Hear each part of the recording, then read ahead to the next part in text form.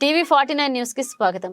Anganwadi workers and helpers సమస్యల పరిష్కారం కొరకు జరుగుతున్న 15వ రోజు సమ్మెకు సిపిఎం పార్టీ జిల్లా కార్యదర్శి కె లోకనాథం మద్దతుగా తెలిపారు. ఆయన మాట్లాడుతూ ఈ రోజు గోలుగొండలో అంగన్వాడీ వర్కర్లు, హెల్పర్లు యూనియన్ సిఐటియు ఆధ్వర్యంలో డిసెంబర్ 12 నుండి నిర్వధికంగా సమ్మె పట్టుదలగా చేయడాన్ని అభినందించారు. ఐసిడిఎస్ ను కాపాడాలని, ఐసిడిఎస్ కి బడ్జెట్ పెంచాలని, కనీస వేతనాలు 26,000 ఇవ్వాలని, ఉద్యోగ భద్రత కల్పించాలని, అలాగే వీళ్లు గొంతమ్మ కోరికలు కోరడం లేదన్నారు. కేంద్రంలో బీజేపీ, రాష్ట్రంలో వైసీపీ ప్రభుత్వాలు అంగన్వాడీల సమస్యలు ఇంతకాలంలో ఎన్నడూ పట్టించుకోలేదన్నారు.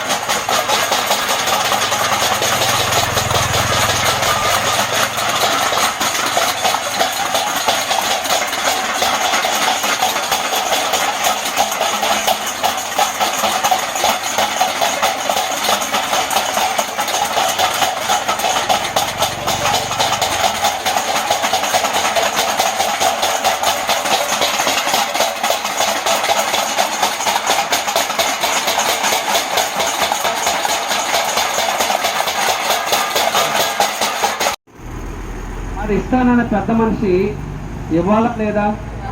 ఇవ్వాలి. ఇప్పుడు ఆయన ఏం చెప్తున్నాడు? ఇప్పుడు ఒక మాట చెప్తాడు, ఏమని? మాట తప్పను. ఇప్పుడు మాట తప్పాడా లేదా? తప్పేశాడు. ఎందుకంటే తెలంగాణలో ఇప్పుడు 13,600 రూపాయలు, మనకి ఎంత ఇస్తున్నారు? ఇప్పుడు 11,500 రూపాయలు మనకి ఇస్తున్నారు. వాళ్ళకి మనకి తేడా ఎంత ఉంది? 2,100. అదనంగా మనకు 1,000 రూపాయలు ఇవ్వాలి ఆయన. అంటే మనకి ఎంత ఇవ్వాలి? 14,600 రూపాయలు ఇవ్వాలి. ఆ రకంగా ఈ ప్రభుత్వం డబ్బులు లేవు అని చెప్తుంది. మనకు కూడా సిపిఎం పార్టీకి అసలు డబ్బులు లేవేమో, అందరికి బట్టలు నొక్కుతున్నాడు, మా అంగన్వాడీలు బట్టల కోసం ఎందుకు డబ్బులు ఇచ్చేస్తున్నాయని లెక్కలు తీసాం. మనం మన కుటుంబాలన్నీ కలిపితే 1,06,000 కుటుంబాలు ఉన్నాయి. 1,06,000 కుటుంబాలకి 4,000 రూపాయల లెక్క మనకిస్తే, అదనంగా ఇస్తే మన బడ్జెట్ ఎంతో తెలుసా? 300 కోట్లే, అంతకన్నా ఎక్కువ కాదు. 300 కోట్లు. మరి ఆయన జగన్మోహన్ రెడ్డి గారు విశాఖపట్నంలో ఒక గెస్ట్ హౌస్ కట్టుకుంటున్నాడు. అంటే డబ్బులు లేకపోతే ఏం చేయాలి? మన ఇంట్లో డబ్బులు ఉన్నాయనుకోండి ఏం చేస్తాం? చికెన్ తెచ్చుకుంటాం. మరికొద్ది డబ్బులు ఉన్నాయనుకోండి ఏం చేస్తాం? మటన్ తెచ్చుకుంటాం. మరికొద్ది డబ్బులు ఉంటే కొనుక్కుంటాం. లేవనుకోండి ఏం చేస్తాం? మా చిన్నప్పుడు మా అమ్మ, మేము 4 ఉండేవాళ్ళం, డబ్బులు ఉండేవి కావు. ఒక గుడ్డే తీసుకొచ్చి, మీ పోరాటం మామూలు పోరాటం కాదు. మీరు ఎలాగైతే ఇది 15వ రోజుకి వచ్చింది, మీరు వచ్చిన తర్వాత ఒక్కొక్కరు క్యూ కడుతున్నారు. అందుగురించే జగన్మోహన్ రెడ్డి గారు రాత్రి నిద్రపోతూ ప్రశాంతంగా ఎప్పుడు పడుకుంటాడు. ఎందుకంటే పగలంతా నవ్వుతూ ఉంటాడు కదా, రాత్రి వచ్చేసరికి చాలా ప్రశాంతంగా నిద్రపోతాడు. మన భారతి గారు ఏంటి అని ఇలా చేసి ఆయన చెమటలు పట్టేస్తున్నాయి. ఆమె కంగారు అయిపోయింది, ఎందుకు చెమటలు పట్టేస్తున్నావు నువ్వు అడిగితే చెప్పాడంట, నేను అందరికీ చెమటలు పట్టిస్తుంటాను, నన్ను మాత్రం చెమటలు పట్టించే వాళ్ళు ఉన్నారు, అది అంగన్వాడీ. మనం అడుగుతున్నది చాలా న్యాయమైన కోరిక. మనం అడగడం కాదు, ఆయనే వాగ్దానం చేశాడు. వాస్తవంగా మనం మొట్టమొదటి చెప్తుంది ఏంటి? సమాన పనికి సమాన వేతనం ఇవ్వాలి. మమ్మల్ని కూడా ప్రభుత్వ ఉద్యోగులుగా గుర్తించాలి. అట్లాగే పెన్షన్, గ్రాడ్యుయేటీ ఇట్లాంటివన్నీ ఏవైతే ఉన్నాయో అవన్నీ ఇవ్వాలని మొదటి నుండి మనం అడుగుతున్నాం. ఈరోజు కాదు, పాత వాళ్ళందరికీ తెలిసే ఉంటుంది. మన సెంటర్లో 250 రూపాయలు స్టార్ట్ అయింది, 500 అయింది, 2500 అయింది. ఈరోజు 10,500 రూపాయలు మనం తీసుకుంటున్నామంటే ఎర్ర జెండా CITU పోరాట ఫలితం తప్ప ఎవరి యొక్క దయాదాక్షిణ్యం లేదు. మనం ఇప్పుడు అడుగుతుంది ఏంటి?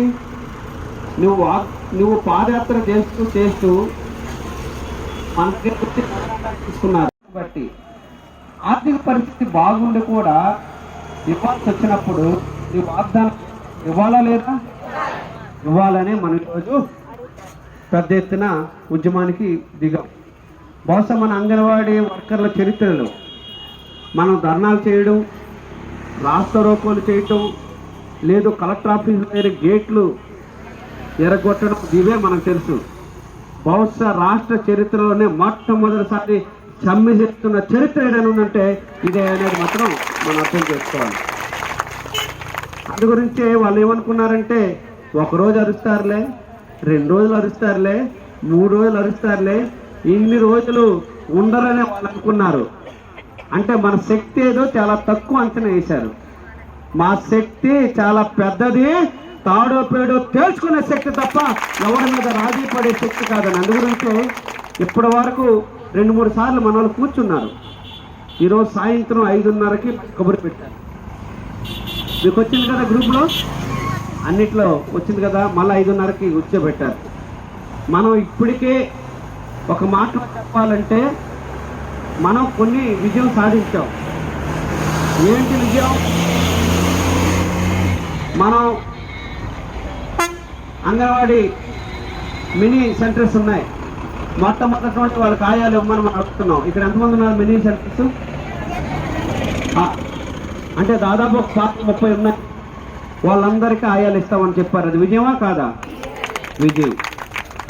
ఇంకోటి ఏంటి, గ్రాడ్యుయేట్కి సంబంధించిన దాంట్లో మనం అడుగుతుంది ఏంటి, వాళ్ళు చెప్తుంది ఒకటి.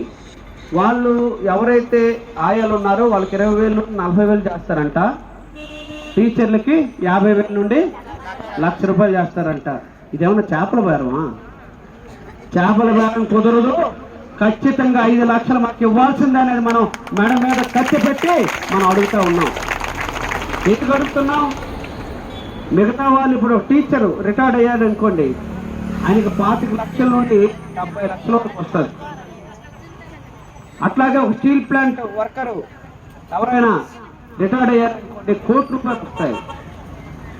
మరి మనకి 60 ఏళ్ళ పాటు 58 ఏళ్ళ పాటు మనం పనిచేస్తూ ఉంటే మన జీవితానికి కూడా గ్యారంటీ ఇవ్వాల్సిన బాధ్యత ఉందా లేదా?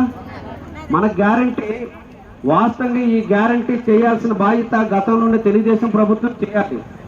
మీ అందరూ తెలుసు కదా, మీకు గుర్తుందో లేదో కానీ నేను అప్పుడు విద్యార్థి రంగంలో ఉన్నాను. విద్యార్థిగా మనందరం హైదరాబాద్ వెళ్ళాం. ఏం చేశాడు?